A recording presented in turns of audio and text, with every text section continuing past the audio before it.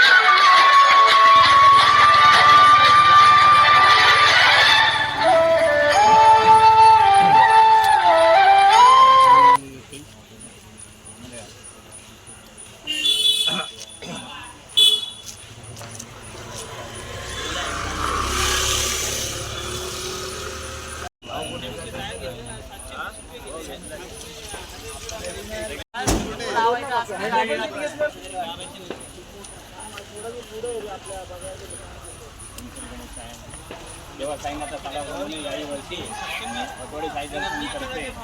आम्ही आवड साई पालखी पदयात्रा करत आहोत. या पदयात्रेमध्ये सहभागी झालेले आमचे सगळं सहकारी मित्र यांना ज्या प्रकारे इथून घेऊन जातं त्या प्रकारे योग्य वाटते. काही अडथळा न येता सुखरूप घरी परत घेऊन ये इथे करणे प्रार्थना करतो. बोला सद्गुरू साईनाथ महाराज की जय. बजरंगबली की साई बाबा की. अनंत कोटी ब्रह्मांड नायक राजाधिराज योगीराज परब्रह्म श्री सच्चिदानंद सद्गुरू साईनाथ महाराज की जय.